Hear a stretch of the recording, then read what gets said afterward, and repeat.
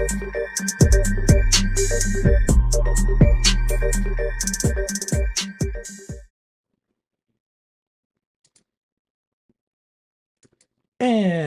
live from New York, it's Ask an Engineer. Hey everybody, and welcome to Ask Engineer. It's me, Lady Ada, the engineer. With me, Mr. Lady Ada on camera control. We're broadcasting live from downtown Manhattan. This is where we have our factory. We do our manufacturing and kitting and shipping and coding and hacking and video editing and all that good stuff and joke making. All happens here in beautiful New York City. But for the next hour, we're going to check in virtually, see what we're up to, new products, videos, guides, updates, smart robots, and more. We have a big ass show. So, Mr. LadyAda, please kick it. On tonight's show, the code is Resty. We'll tell you why in just a few moments. It'll all make sense. 10% off the native store all the way up to 11:59 p.m. It's a little bit of recap on our live shows, including Show and Tell. We'll also talk about Desk of LadyAda and Desk of LadyAda's Great Search, which we do every weekend. We'll do JP's product pick of the week, time travel, some news in the industry, kind of big news. We'll recap some of the stuff that we did during the week, including talking to AI.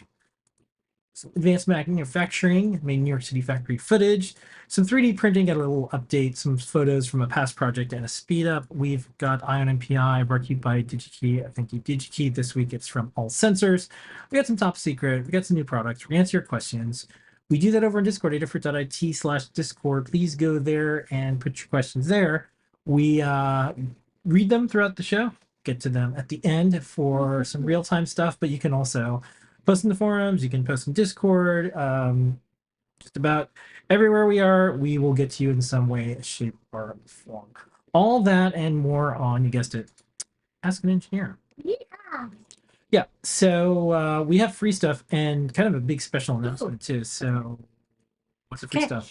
So freebies have been shifting around. So for $99 now, we have the beautiful gold PCB coaster with Adafruit logo that I designed. Comes with some bumpers as well, so you won't scratch your desk. It's a great coaster. And hey, if you have 4 of them, now you have a set. So this means more reasons to order over $99 at Adafruit.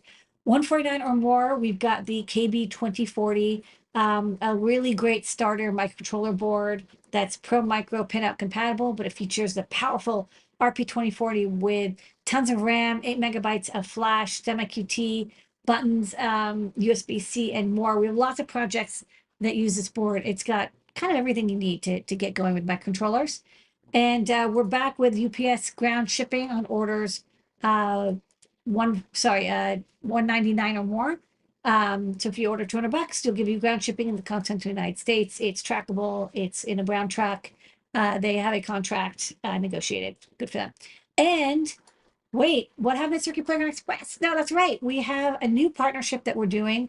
Thanks to NXP and DigiKey, we are giving away Metro M7s. This is like the most powerful microcontroller you can get for the price, especially for under $20 or free with your order. When you order $299 or more, we'll toss in this Metro shaped board, which can use Arduino shields, but features a 500 megahertz Cortex M7 processor, 8 megabytes of onboard QSPI flash, 128K of RAM, micro SD card for data logging or data reading, power it with 6 to 12 volts DC.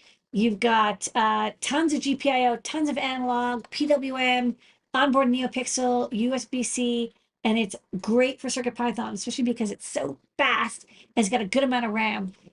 So if you were interested in playing around with the crossover chipset, the RT1011 series, this chip is like You can always buy one. $2 in quantity. You get it free. We actually had someone ask us this week, oh, is this board price subsidized? And it's like, no, you could actually manufacture a full 500 megahertz processor chip with all these accoutrements and fixins and sell it for, and through hole soldering and everything, and sell for under $20. So what the goal of this is, it's an open source design. If you want to play with this chip, and it's available now, you can actually buy it from DigiKey for like, again, a couple bucks. You don't need a lot of extra components, and you can use our schematic and our board layout. It's a 2-layer design board. Again, 500 megahertz, 2 layers. Okay, like amazing built-in RAM, Easy to wire up SPI flash, not a lot of extra components needed, mostly passives and like a crystal or two. And we have tutorials on loading bootloader, on writing. We have some examples for MCU Expresso. And of course, we have good CircuitPython support, lots of really good CircuitPython peripherals. Sorry, a lot of the good peripherals supported in CircuitPython. Guide is being written right now, but check it out. Giving it away and also in stock. Yeah. So one of the things that we've done in the past is we've made the freebie tier. So folks who are like, oh yeah, I spent that much money, and this is something I normally wouldn't purchase, but now I get a chance to play with it, and it's like, oh wow. We did that with Trinket, with Circuit Playground Express, with a bunch of other stuff. We did that with Raspberry Pi back in the day. That worked out. And so check it out. I think running something like a scripting language on a really fast processor, you'll have a lot of fun. Yeah. So, and that works in conjunction with the code. So don't forget the code is Rusty. Okay. We did a bunch of live shows. We do a lot of live shows. We did so many videos this week. A lot of videos. Show and tell this week. You can see the recap. Scott talked about boxes. Jepler talked about one of his new EEPROM projects that he's learning some skills on. No, he showed a 3D printing guitar, but then we had kind of you don't get to, we don't know who's going to show up. Kind of like the perfect example of why do open source. Two different people showed up, two different projects, but because we put stuff out there and they could do whatever they want with it, they come up with things you'd never imagined. So one is an IoT connected wind chime, and another is a on-screen keyboard, full-on like computer made with CircuitPython. So really interesting stuff from your point of view, because you work on some of the innards of these things, including some of the hardware. What were the most interesting things about the two community projects? The thing that I liked about the wind chimes is that when we chatted about Synth.io, like internally, and Yeah, it was based on Synth.io. It's You guys mentioned that. it was based on Synth.io. We did not come up. We're like, oh, people will make like the guitar, or like the piano, or like music stuff. But we were like, audio, like ambient audio stuff. We actually did not think, oh my god, like we could make cool wind chimes that are indoors, and so we'll take the wind speed from the National Weather Service and then tell you the speed, but like through chimes. And then with the hack display, we actually showed it a year ago, and I remember being like, "Oh my god, this is so cool!" CircuitPython on a big 800 by 480 recycled tablet, or like maybe it was a control screen display. But then it was like running an operating system. It's like a little mini computer, had an on-screen keyboard, and the on-screen keyboard is adorable. So neat. I mean, like we're seeing like very advanced. Yeah. Like again, I try to I love Arduino and I wrote a lot of Arduino code, but these projects to do them in Arduino would be so hard. It's so challenging. Yeah. And these are like not easy, but it's like, well, basically at this point you can't, and that's why we wanted to do more things. Like we'll always do Arduino stuff, but we want to do more stuff because it's like, wow, there's no way anyone's going to be able to do a project that has IoT stuff, and then it connects, and there's a screen, and there's battery, and it's like, and then also in a classroom setting, and then also being able to debug it, and then also like it shows up as a USB drive, and then also quick iteration. Yeah. It's just like that's so hard. So check out the projects. We'll get the word out on the blog and more, but two different very different projects, but from the same CircuitPython core. Very cool. Okay. Next up, we do Desktop LadyAda every single week. This week, the first part, we did a recap, and we'll do a bigger segment just in a couple minutes on the ChatGPT stuff. But what was in part one? Okay, well, I showed off a couple sensors. I had the VCNL 4020 proximity sensor. I showed off the ground display with the moon. Then we have a video later, but just getting those funky large displays working with CircuitPython and displaying images. Taking advantage of like Display.io, all the existing code. And then, yeah, I did some live demo coding with ChatGPT 4 to write an Arduino driver. I think for like a magnetometer that I designed a PCB for a while ago. Then we do the Great Search, and the Great Search is when you use your powers of engineering to help people find things on digikey.com. Thank you, DigiKey, for making that segment possible. What did you show this week? Well, we were on the topic of these proximity sensors because I wrote a driver for them, and I was like, oh, we should talk about IR versus time of flight, proximity sensors. And even though, the cool hot thing right now is time of flight sensors, there are some times where you just want the inexpense and simplicity of infrared. And so I showed off that you can get a variety of infrared proximity and distance sensors on DigiKey. They're scattered across a couple different categories. So I showed you all the different places to look. And then I found one that's a really good replacement for the old school, like 1 meter distance sharp GPY2 display sensor, and it was a VCAL 4200. And then today I started making a breakout board for it. So I learned I was like, I found this part on the Great Search, and I'm like, this is a cool chip, so I'm gonna make something with it. All right. JP's product pick of the week every week. It's a live broadcast from inside the product page. Discounts automatically applied. Here is this week's highlight. The ESP32S3 reverse TFT feather. This is a feather board, but it's also a display. This is an IoT clock. So this is using a time server and Wi-Fi to keep itself in sync. So this should be exactly 112 if I look at any of my other sort of internet clock connected devices, just turned to 113. And this one just shows off the TFT with an adorable little couple of pictures of Lars there. You can also mount these vertically for Eurorack. You can see I have it kind of doing little random stuff there, and when I press these buttons, I'm changing the colors of the different elements there. That right there is my product pick of the week this week. It is the ESP32S3 reverse TFT feather. Okay, and JP's workshop is tomorrow. Friday deep dive will be either with Tim or Scott. You can check it out. I believe it's Scott this week. I'll make sure I add the graphic for next week so I can alternate between the two. Gonna go back in time. I guess time traveling. This is go like back in time. Back in Yeah, time. good. Good time. This week's time travel, a little reminder. We have PCB of the day. Little vignettes, little movies, little things to always can learn more. Is that our kiddos' nose? It could be, you never know. But it's something LadyAda designed, and the product. We include the text about the product and more. Someone said you should do voiceover, but they're only 30 seconds, and I find voiceover. Usually, people want more than just like a. I like that it's just kind of like cool ambient. Yeah, they're little. Basically, like if you liked MTV in the 90s, you might like these. So you can check out PCB of the day if you want to see what we're working on and more, and try to push the boundaries of what's possible in 30 seconds with PCBs. And then kind of biggish news for Adafruit IO and all the work that Brent and team is doing. We have a new segment. Whippersnapper Wednesday. We do updates on Wednesdays, and LadyAda, there's a lot going on in the world of Whippersnapper. So first off, what's IO? What's Whippersnapper, and what are they doing? Yeah, IO is the Adafruit Run web service that lets you save and grab data from the internet. It acts as a gateway for your Arduino or CircuitPython microcontroller board, where you might want to log data to like the cloud and then plot it.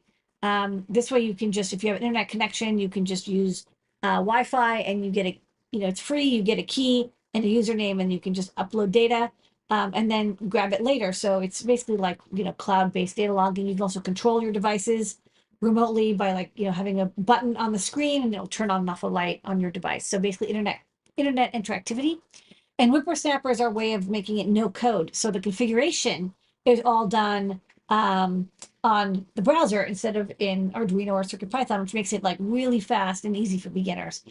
So one of the things that we did the last couple of weeks is we hired a person, Tyeth, who's a community member, to add more sensors to Whippersnapper. And they did. So we had, I think, a dozen sensors before, but now we have twice as many. Gas sensors, pressure sensors, light sensors, Yes. Humidity, battery monitoring, 16 new ones. Temperature, a lot of environmental sensors specifically, because they're, that's a very common thing you want to do. Here's a list of them, all been added into Whippersnapper. And so if you have an internet board like an ESP32, S2, S3, or whatever, classic, and you want to just get a sensor connected and log that data You can now do it without having to open up an IDE at all. You can do it completely from the browser. Okay. Other updates. There's new firmware. This is beta 71. Yes, there's new firmware. The firmware matches that we've added all these devices.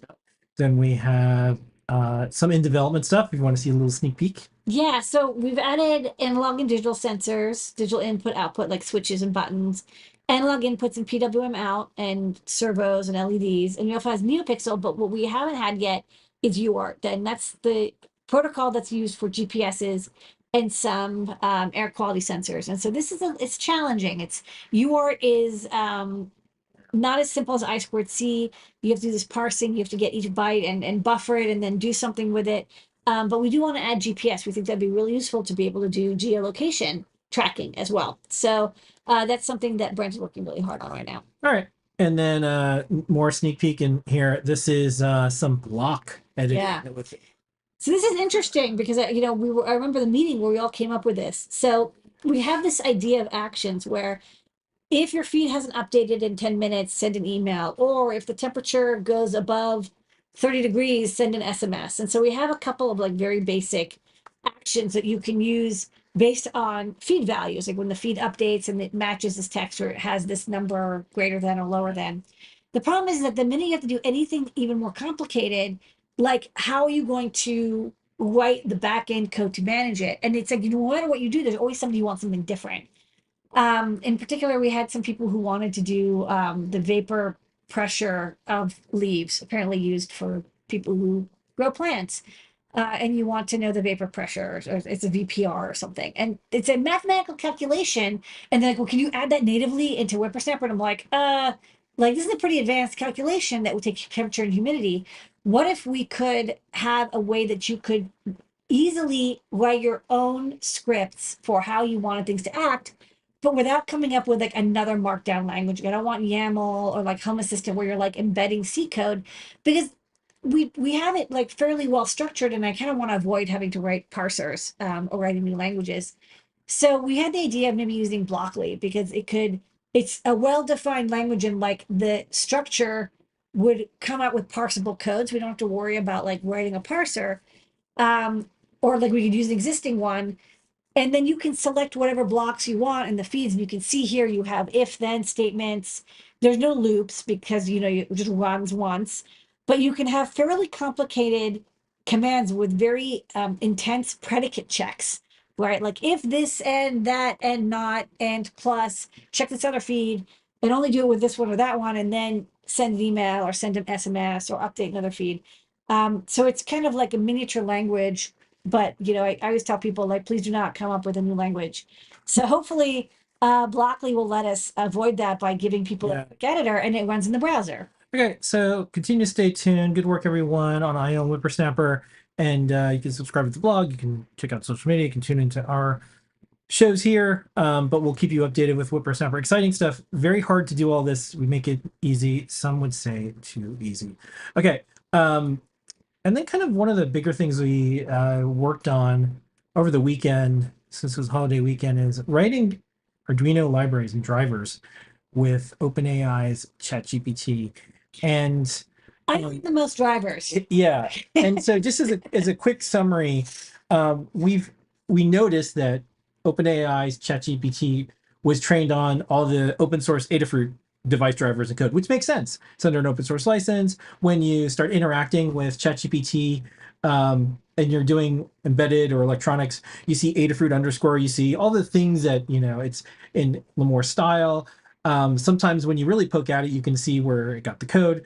And so that was interesting. And we're like, well, I wonder if we can use that to our advantage, because there's a whole big debate about how these tools are going to be used and copyrights and all this stuff. But in our particular case, it was Lemore's code.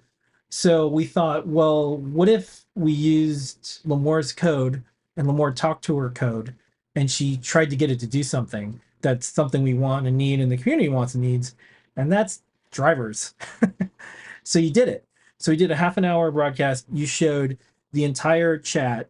Yeah. And then we discovered that we probably need to tell people if and when we ever use any of these tools, we should disclose it. So we have editorial guidelines on our, actually I'll have it here. So we've started this trend with other things, but let me just pop over to a browser real fast.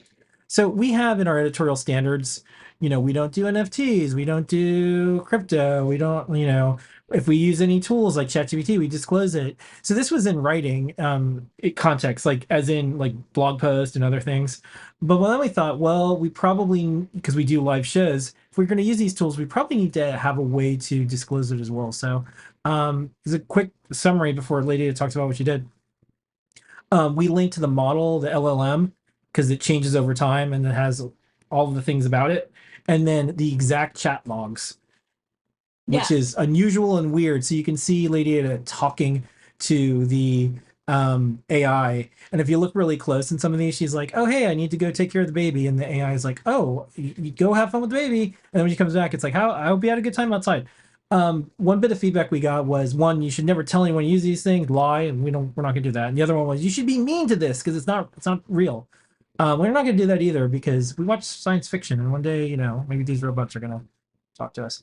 But that's kind of what we were doing. It's like big high level. But what's the summary for the people out there who might want to think about trying this or do Yeah. it? So the upshot is that when you write a driver or you're interfacing with some chip and the data sheet has these ridiculous enumeration tape, all the tables of all the registers, all the register bitmaps, and you have to extract all that information and put it into a C code or Rust or whatever.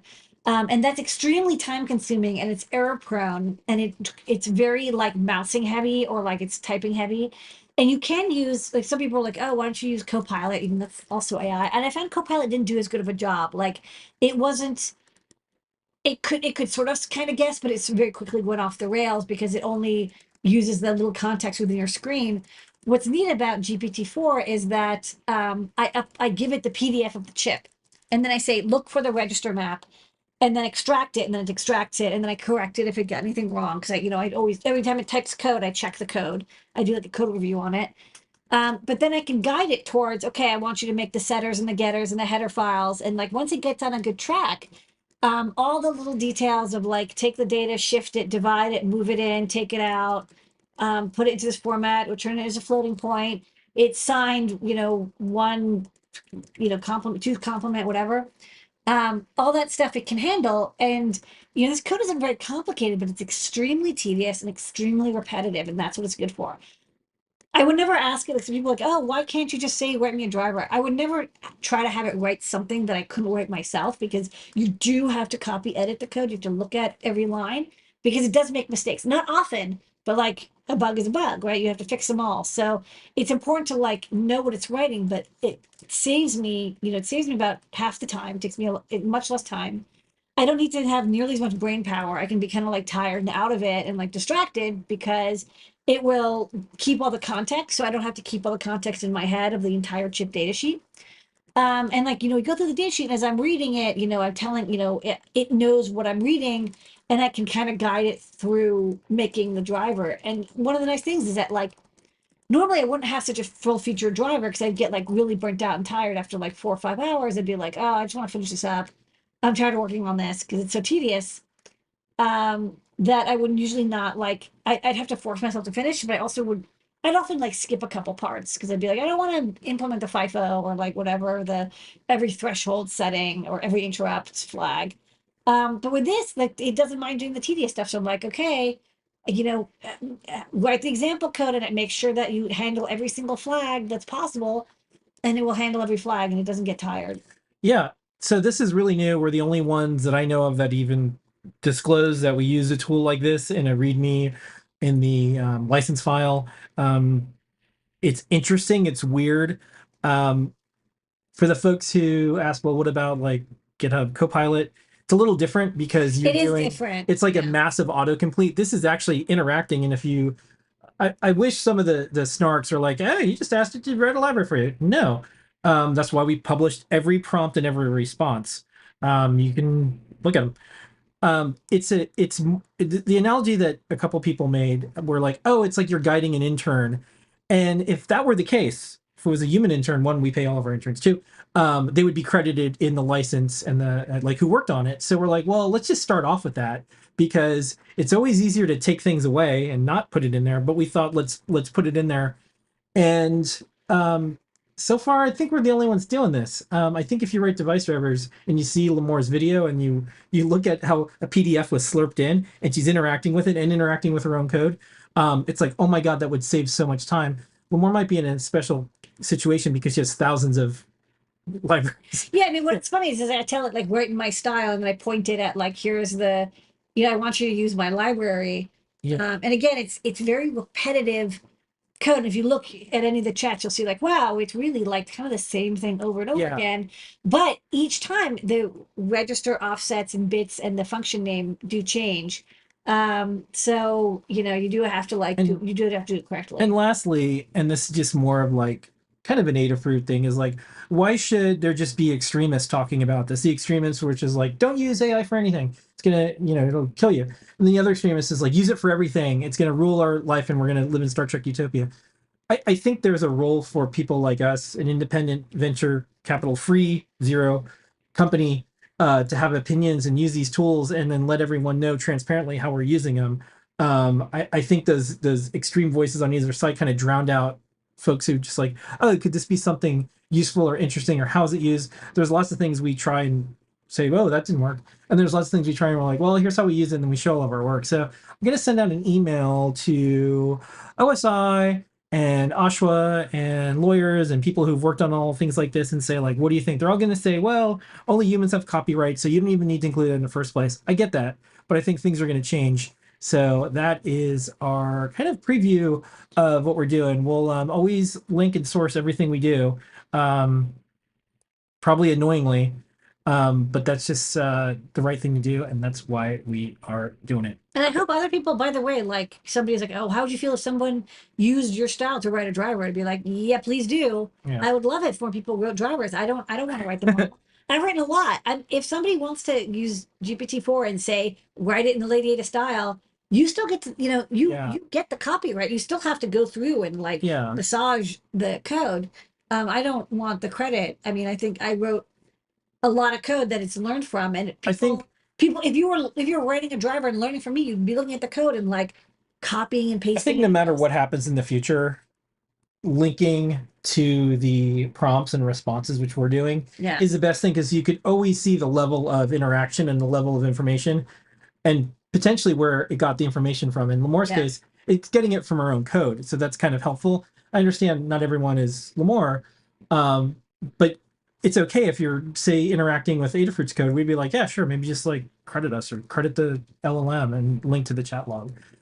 So anyways, let's do some Python on hardware news. This is all kind of related. A lot of this stuff is Python driven. So CodeVault's community, once again, congratulations to Anne and everyone who contributes to the newsletter. We're up to 250 of them. We're going to get to the large LCD displays with CircuitPython in just a second. Please, please, please check out all of the news, stories, and more. We even go over some of the open source certifications we recently did. ARM's IPO, that's going to have probably an impact on some of the chips and some of the things that happen to come out later on, which might just run Python. Some handy cheat sheets, not really cheating, it's just figuring out what Python you need. More highlights from things that are going on, tons and tons of projects. If you just want ideas for how to get like the weather displayed on something, we have events that are going on in the world of Python. Events are coming back. That's kind of really cool projects. Lots of keyboards. But what we're going to show now is a quick video. This is the screen that is playing at CircuitPython that we got. Coming soon. The PR is green. It's happening. Greetings, ESP friends. LadyAda, what's this? This is the ESP32S3, and this is a large 720 by 720 square display. And the REPL is appearing on the display. So if you back up, you'll see how big it is. Huge display. And you even see it's got the Wi-Fi connected. It has an IP address. And one cool thing is that once you have displays working in CircuitPython, they all show up as display IO, which means that we have example code for like displaying animated GIFs This is an animated GIF that's stored on the flash. Yeah, it's a little friend. And of course, we can use the fonts and the graphics and the touch screen and all that stuff because it just looks like the same kind of display, whether it's an OLED or an SPI TFT. This just knows it's a gigantic 720 by 720 color display. So kind of neat. You just gave me a GIF and I dragged it on and I used GIF.io to play it and it works great. All right, it's part of Adafruit Daily. You can go to adafruitdaily.com. It's not connected to your store account. It's a completely separate account. That way you can be sure that you'll never get spam. We don't spam, we promise, but everyone lies. So, you should just protect yourself. Shows that everybody, you should. Everyone lies. Okay. Sucks. Okay. Open source hardware, kind of the biggest news of the day today, sort of, kind of. I have this morning, Arduino got another chunky round of funding, which is great. Yeah, go Arduino. Hey, look, people are like, oh, but is open source hardware a way to build a viable business? It's Yeah, like, well, they're now up to 54 million in funding. it's a lot. So they now, because this was my beat in the world of journalism for a while. So they are now the #1 funded historically open source hardware company. It's arguable if they're a pure open source hardware company or software company anymore, but that's how they started. Little Bits was the previous one that was an open source hardware company, eventually was not an open source hardware company. Yeah. So either way, however you count it, it's 54 million. So this is for $54 million in total. That's a lot of funding. In their press release, which I linked to, and I also linked to our previous post, they say straight up, what will we do with an additional 22 million? Because I think that was the question. Well, it's actually kind of good that they actually just they say start out with you're gonna ask, we're gonna answer. Yeah. So they say a major chunk will be invested to further strengthen the R&D team based internally with the goal to grow enterprise application libraries and the Arduino cloud for business with more integrations and embedded AI features. So that sounds very VC. I get it. However, AI is so hot right now. Yeah, AI is so hot. However, this is, I think the key to tune into is they're not saying this is going to be for open source. It's not to grow the open source maker community. This is straight up enterprise. It's straight up business, cloud for business, enterprise, and embedded AI. Those are all things that the hobbyist maker open source community, that's not what they woke up and asked for today. So Arduino, I think, I've put my opinion out there, it's clear they're going in another or additional direction. On the Arduino site, I had asked them, I'm like, hey, that's interesting. You remove references to open source off your site. The Arduino Pro line is not open source. So there does seem to be a trajectory. I get that maybe the venture capitalists might be saying, we really want you to focus on enterprise applications and cloud business and embedded AI. It'll be interesting to see what happens next, because if you have 54 million in funding, usually you have to sell for 10x. So if that's going to be an acquisition, Arduino's worth $500 million now. That's maybe the valuation.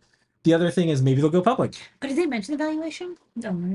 And the other thing is, what does an exit look like in general when there's this much money being stuffed in? Yeah, I don't. So I do have a previous article, when open becomes opaque, the changing face of open source hardware. Again, my opinion, someone writing about this for 15 years, there does seem to be a change in directions and a focus at Arduino, which is enterprise business, not here's new open source hardware boards for the community. Get it? Another case that could be made is, hey, if you want to make a bunch of money one day, build your stuff on a bunch of open source and then eventually do a bunch of enterprise and business stuff. Someone could say, well, that's kind of like the Red Hat model. So who knows?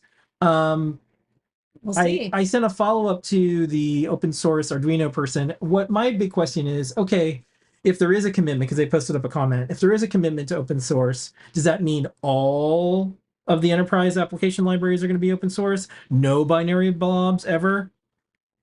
Are you committing to that? I think for us who makes a lot of open source libraries for Arduino, it would be nice to know what their commitment is. That's why I had asked in the past, hey, could you open hardware certify your hardware? Because at least we know for sure something's open. It's not well, kind of open, not open, pro, not pro, enterprise. So, anyways, that's my beat. That's my article. 54 million. I'll follow up later and see where this ends up. But congratulations to Arduino. This is a bunch of money. Go do something great with it. Yes. I re- I love more libraries. Really, I would love more libraries. Yeah, I mean, That'd be great. call us. Like, we could give you some ideas on what libraries to do. Okay, here is some manufacturing footage from Adafruit.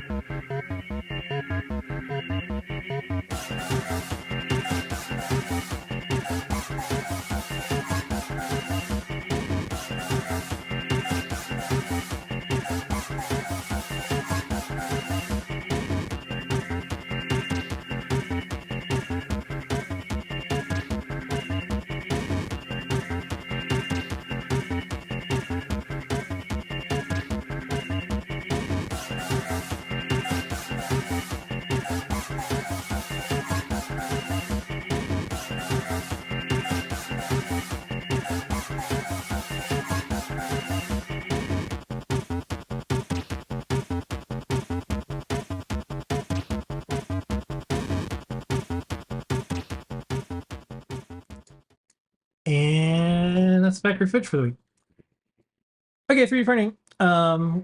Little bit of a slideshow, and then we'll play a speed up. So for the folks who saw the clear version of the dice, this is what it is. And a reminder, these are not official regulation. These are like golf ball size dice that talk. So although they are, so like no, like there's like, what, are they weighted for professional use? Like no, like you can, but you really can't, pun intended, roll into, I don't know, a I guess the professional D&D. a professional D&D event. I don't know. I think just like you can't like print your own dice and roll into Vegas. But anyways, these are beautiful photos. Phil B did a great job, and it is very random. But for the folks out there that tweak on that stuff, yeah, it's a golf ball size dice that you make yourself that talks. You did put in like the little spots you could put in pennies to try to weigh it. Yeah, Weight it. it's kind of like when anytime there's a wearable project, some guys like, well, like, can you just throw it in the washing machine and dryer? It's like, well, you wouldn't do that for lots of types of, Costumes for anyways. lots of garments and costumes anyways. Well, probably all their clothes. Reply guy, Sweatpants. Yeah, so here is a spider.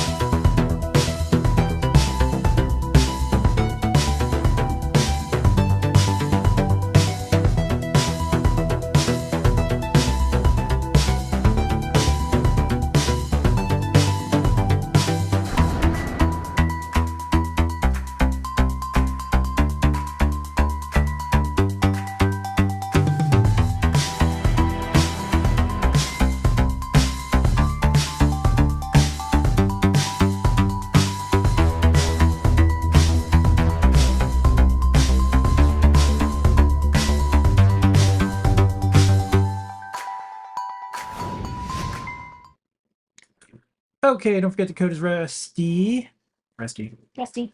Let's do some MPI. on MPI.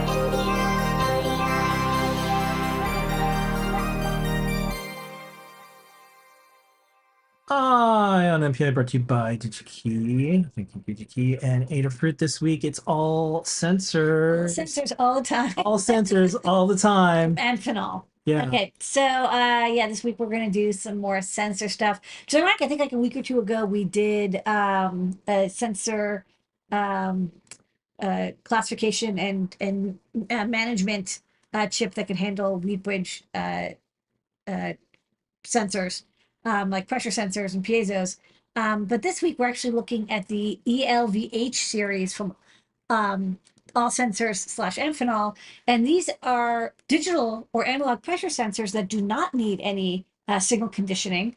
They're ready to go. You can drop them into your circuit, and they come in all sorts of configurations with both digital and analog outputs. So let's look at this. So the ELV series, there's actually a few. There's the ELVH, ELVI, ELVE, ELVA, and all the ordering tables, but they're all very similar. Basically, they are pressure sensors, either absolute, you can see the single port, or differential, we can see the double port, where they can measure the difference between two pressures.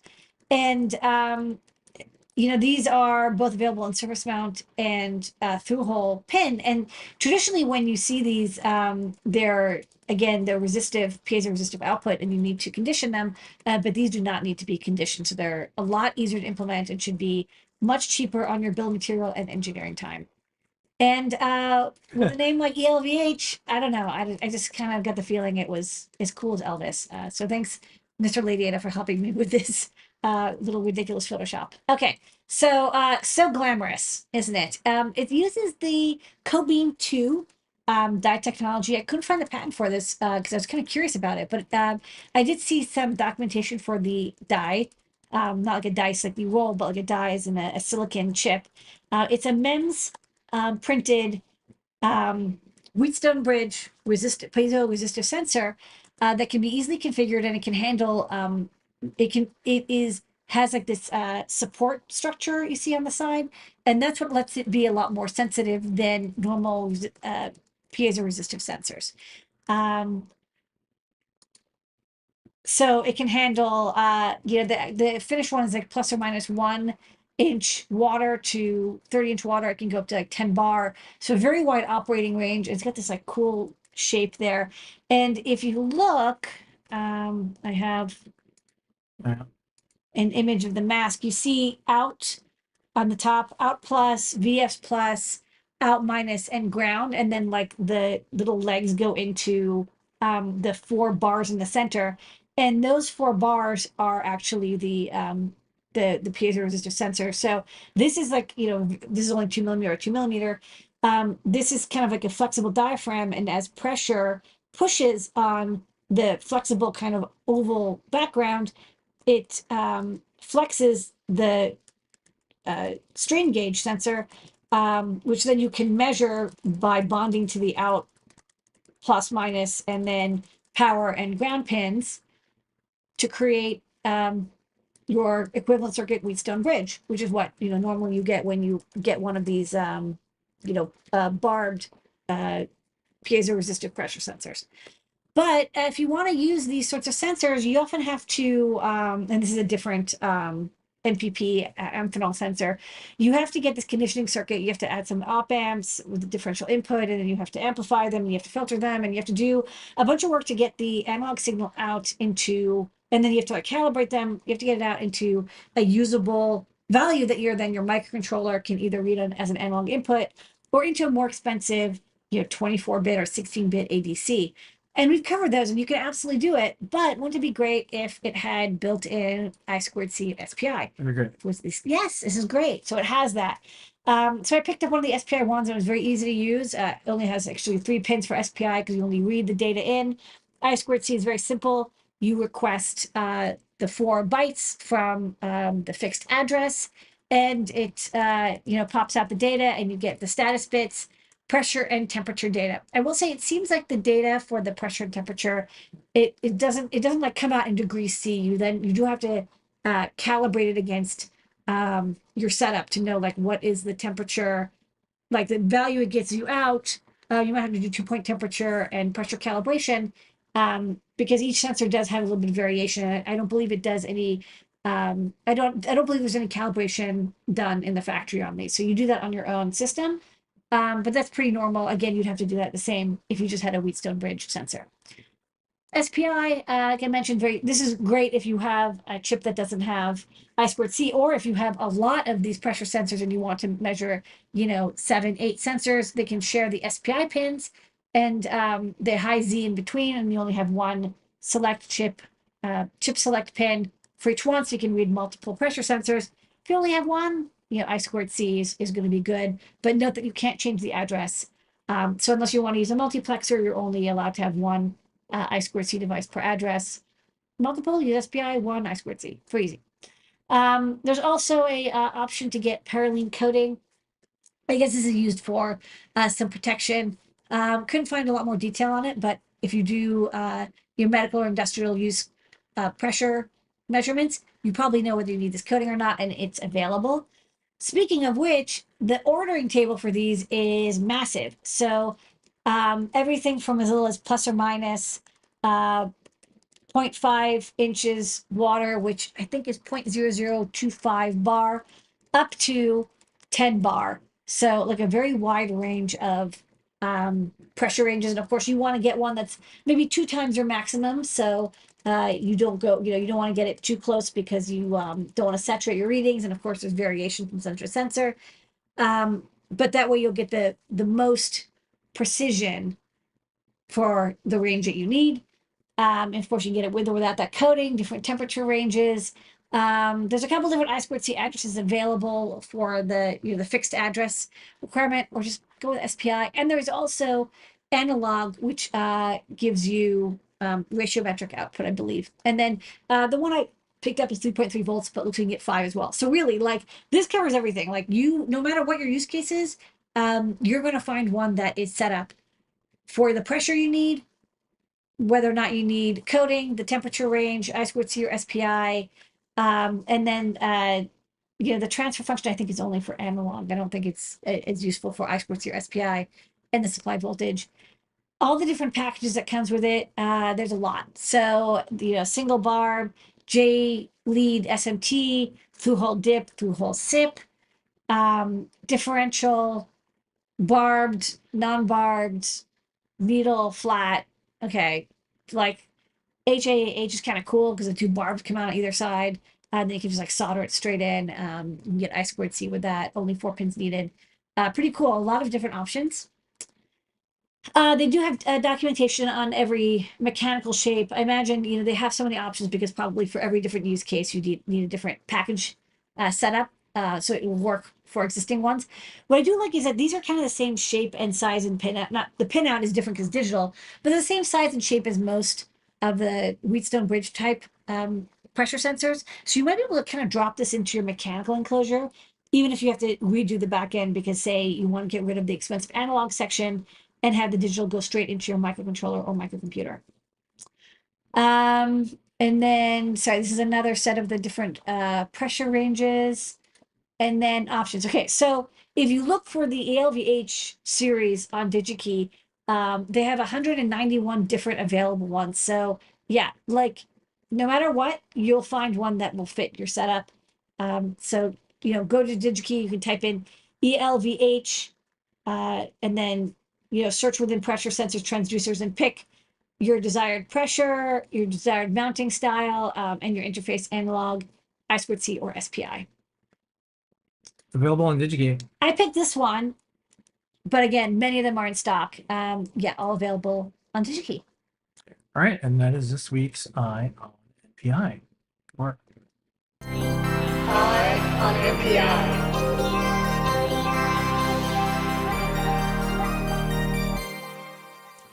Okay, as we get to new products, don't forget the code is RSD. Here we go.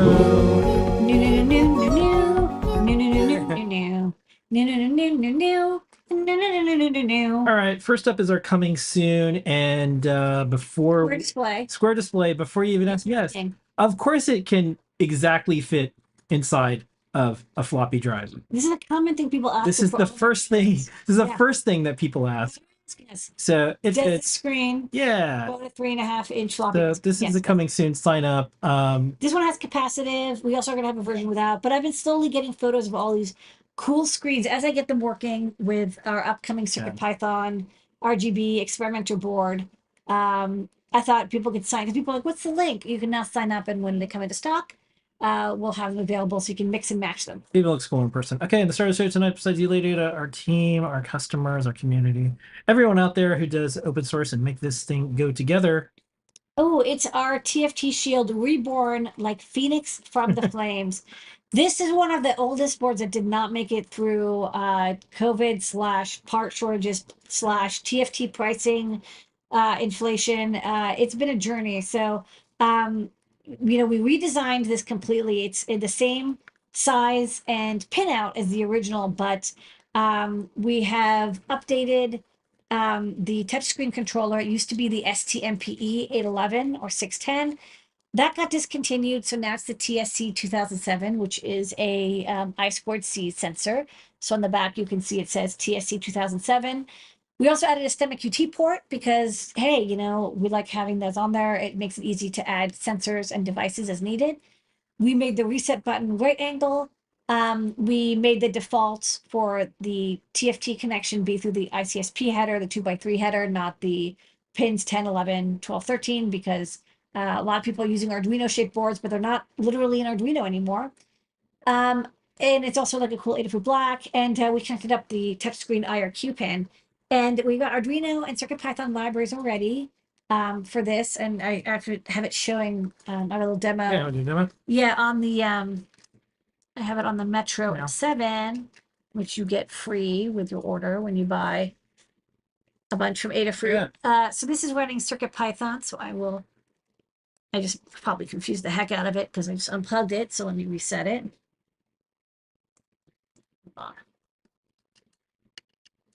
It's like, why did you remove everything? Okay. So the CircuitPython demo, I just have when I touch the screen, it looks on the SD card and it displays a different image. So beautiful full color images of flowers or tigers and so on and so forth. I mean, it's an older product, but I'm really glad that we brought it back in stock. The price also dropped because we were able to manufacture it for a lot less. The screen pricing basically came back down to a reasonable level. This is resistive. We also have a capacitive touch version of this, which did not go out of stock because enough of the components were available. So check it out. It does work with anything that is Arduino-ish shaped. We'll also work with things that are Mega or Grand Central shaped because it just uses the SPI connector and the 2 I2C pins plus a few digital I/O. And people often ask, well, what if you want to connect to other pins, because it kind of uses all the pins don't come through, they're soldered on. We have the wing shield, which was co-designed by Todd Bott and JP for Adafruit hackers and friends. And they still get a cut every time we sell them. So pick up one of those and that will bring out all the GPIO if you want to connect more stuff to your screen. That's new products.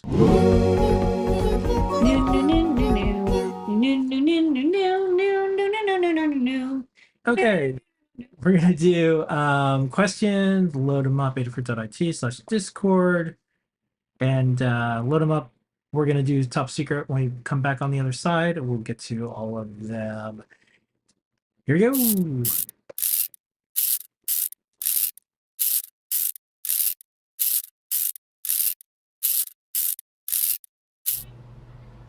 LadyAda, what is this? Well, this is the VCNL 4020, which is a proximity and light sensor. And this is one of the sensors that I had ChatGPT write a driver for me with my assistance. And, I had it write all the functions. I checked them. I verified all the, pound defines and the code that was written. And then this is the Arduino sketch I asked it to write to plot proximity data. So if you back up a little bit, you can see as I move my hand up and down. Here, maybe I'll move my hand up here. You can see it. My hand goes up and when down. we do any type of driver, we check it anyways. Yeah. So, the trolls online are like, it's not going to work or anything. We look. Yeah. We review everything anyways. Yeah, so this is the library. And I post the link to the chat where I do the coding together with the only the ones that robot. are going to probably end up doing that. So But this worked. whatever we do with AI, we're going to post the complete logs. All right, so this is done, and it's going to be in the Adafruit shop soon.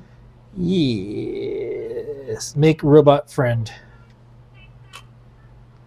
All right, LadyAda, what's this? This is a demo for my INA 3221. This is a triple DC voltage and current sensor. It's kind of a cool chip. People who know the INA 219, which we love using, or the analog version, the INA 169. This is like the INA 219, but it does 3 channels, which is why there's 3 terminal blocks. And here I've just wired them all up to, VN, 5 volts, and ground. And this is one of the drivers that, again, I had written by ChatGPT together. So, it was a team effort. I kind of told ChatGPT 4 what I wanted to write, and then it went through and wrote all the functions for me and the enums and defines. And there were a couple of typos. Like, it's not perfect, but I cleaned up the library, even did the documentation for me, which I love. Docs to Well, this is based on your code that's already out there, so. And I uploaded the data sheet, so it was using the data sheet to determine the flags. But for example, like here, it actually didn't catch all the flags, so I had to paste the table for it and be like, hey, you missed, the second part of the table or something. So we do a QA and we check it, and it makes mistakes. Page up, just like I do, many of us. And we're working by prompt. So like my initial prompt now is much longer because I give it like a lot more context, and I say like, hey, by the way, like I don't need you to like do a flowery description of all the process. Just give me the code. And so it actually got a little bit faster, although it did still kind of like to give me some description and text, but less than it used to. So that was kind of nice. So this was very fast and easy, and I kind of did it in between taking care of the baby and stuff today. So I'm going to keep testing all the functions, but so far so good. This is a good partnership. Me and a friendly robot. That's no moon. That's a round TFT display hooked up to an ESP32 S3 room here. This is Rev B of my experimenter board. As you can see, I fixed up all the traces, so I'm only using traces we can use. And I've added a GPIO expander here. And one thing I'm testing right now is this is a Wi-Fi chip. It can do Wi-Fi and RGB display. So I'm using some code that Paint Your Dragon wrote on my screen that connects to a geolocation service here that will look up my IP address and give me my latitude and longitude, so I don't have to like enter it in by hand. And then it checks out this API that will give me the moon phase. What I love about Python is you just put in the URL and then you just get the JSON, traverse the JSON XPath, and boom, you get the phase.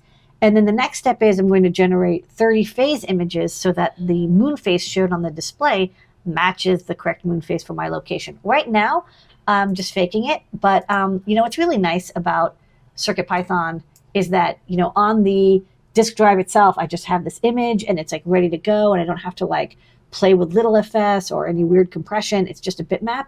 I might try having it display JPEG images so I can fit all of them on the internal memory, but I could also easily wire up an SD card using the extra pins down here.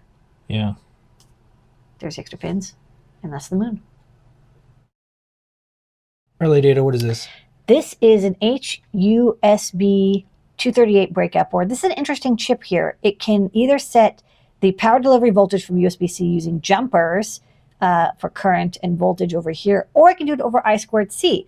So I've written a little driver that's running on the Metro Mini, and what it's doing is it's iterating on every voltage available, so 12 volts, 15 volts, 20 volts, and then back down to 5 volts. And on the other side of the USB-C cable is this nice power adapter. And this is the one that can provide 5, 9, 12, 15, and 20. So on the computer, I've got a little driver that I wrote. It's testing out each voltage, and it can communicate and see like what are available and how much current is available. So this driver is working really well. And this is really nice because not only can you use jumpers if you want to like hard code it, but if you want to dynamically change the voltages, you can use this Arduino driver. So coming to the Adafruit shop soon.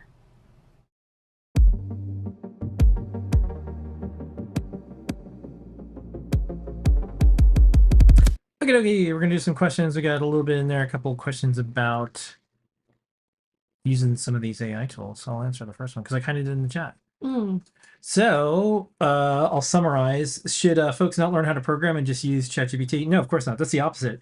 You should really learn. You really know how to code. You should really. You're actually learning how to code edit. Yeah, you should learn a skill and be an expert at it, and then use these tools to maximize your time, and then also be able to capitalize on the things that you've done. I think Lemore is a really unique example of thousands of open source libraries interacting with those libraries to make more open source code even faster for more hardware even faster. So it is like, how do you maximize human potential? Some would say, well, computing does that. A bicycle does that. You can totally do the Steve Jobs. Yeah, like a bicycle doesn't tell you how to get to where you're going. It just gets you there a little faster. Should we all stop walking? No, of course not. Bicycle might help you get there faster and more efficient. And in this particular case, you had already built a bunch of bike parts and rode bicycles. So I think that when you look at the prompts and how Lemore is interacting with it, and then the level of transparency, it's very different than what the hype is. I get it. Like, all you hear now is extremists talking. Go online, watch TV. It's like, it's going to kill us. Or it's going to be Or it's going to save humanity. It's going to save humanity. It's like, well, that's a pretty big. It's a pretty big gap. Is there a little nuance in there? No. Yeah, and then the thing, Tabat, who always kind of succinctly puts things. I really like Todd. It's like, you learn how to code so you can call GPT on its bullcrap. You have to know where it's wrong. Yeah, it can't get. You have to get it back on track. But the repetitive work, especially like for me, of like, you read the data sheet and you extract the like pound defines and the enums, and you have to set up the variables. And here's the thing. Normally I would do a lot of copy and pasting, which requires a lot of mousing, which is like tough on my fingers and my wrist, but also like I have copy and paste errors all the time. So like, it's actually less likely to make those kinds of mistakes. Except a little observation. Someone said it's kind of like ChatGPT for code is sort of like not having to remember a bunch of phone numbers anymore. I can't remember specific syntax or commands, so I let ChatGPT remember it for me. It's much better than a traditional search. Yeah. Stack Overflow. You look at the traffic after ChatGPT was launched. Things have dropped off and it's changed. Who knows? This is all so new. This is like 30 days, by the way. I know, it's for us, it's like 4 days. I'm saying 4 is significantly better than 3 or 3. Next up, will we see Ethernet support with Whippersnapper and or Adafruit IO, or just Wi-Fi? Ethernet's tough because it seems simple, but the fact is that you have to have a separate SSL stack. And so we do eventually want to have support for it, but it's a lot more complicated, because you have to not just have Ethernet, but you have to have secure TLS on top of it. Whereas a lot of the Wi-Fi code for all these platforms kind of like has the TLS stuff take care of for you. Another comment, they found ChatGPT very helpful in writing code, but found themselves suggesting code fixes when ChatGPT went awry. So I don't think I would have gotten anything if I didn't know how to code myself. That's right. And that's what I say. I say never have it write code you do not know how to write yourself. And then another one, another comment about this. You just need to know when the output is wrong, just like with calculators. It's really true, I guess, because someone was asking, like, is this good for beginners? And I would be like, well, not for like, writing code in libraries, maybe for as you're learning and asking questions. But if you're the type of person that's looking at a calculator output and if it's right or wrong, or it's like, that's weird, or if you're looking at code and if it's right or wrong, like maybe that's a better candidate for these type of tools for now, because you need to know what's wrong, because we still have to do a code audit on anything that Lemore gets. Yeah, if I had other people write the code on the team, I'd do a code review. What would Adafruit do at 22 million from your non-venture capital? So if we were forced to get 22 million, see, this is the problem. It's like, hey, Genie's gonna give you wishes. It's like, oh boy, can you wish for more wishes? No, there's a lot of things. So once you get 22 million, you are then responsible for paying back the investors for a return on their investment. So I understand the question. It's like, well, what would you do with it? And let's imagine there's no string attached. Do whatever you want. We would absolutely get more high quality, low cost hardware to more people. I mean, that's figuring out ways to do that. Having the open source projects more funded out there. There's a lot of open source that's not funded at all, and it needs to be, because a lot of people rely on it. And so I would say we'd probably end up being a dispenser of the 22 million versus like, well, getting a boat, having a big party. I think we would end up using it to amplify the community efforts that are out there. being able to sponsor some of the really good projects that aren't getting the attention they deserve. And of course, if there's a way to get, I mean, one time we did the math, it's like there was something that was like a huge waste of money. We're like, we could get a Circuit Playground Express to every kid in the US for the, wasted thing that was happening somewhere. And it wasn't even that much. And so I think we'd be a dispenser of it versus, what would we do with it directly? And thanks for yeah, we're not VC, we're proud of it, we're independent, we answer to her and y'all. We see a single pair Ethernet Featherwing. I don't know. I haven't checked out any single pair Ethernet chips in a bit. Ideally WizNet would come out with one because I could just use their stack that they have good support for. And we have drivers for in CircuitPython and Arduino. And any PODL SPOE in the works. No idea what those are, so probably not. Maybe. Okay. Gonna call that. Let's see if please put it in the Discord, but I'll see if there's anything in any other chat. I don't see any question. Got here. Okay. And we're gonna call it. All right, thanks All everybody. right, thank you everybody. Don't Have forget the a great code night. is Rusty. Use Not it or lose Rusty. it. Yeah, Rusty. Use it or lose it, and don't forget you get one of these if you order enough. Cool. That's cool, right. cool. $2.99 or more in the shop, and you get a Metro M7. Yeah. And this has been an Adafruit production. Thank you so much, everybody. Thank you. I think Takara, who's behind the scenes tonight. Thanks, Sakara. We'll see everybody next week, unless we change things around. Okay. Bye. Later. Moment of Zener. Good night.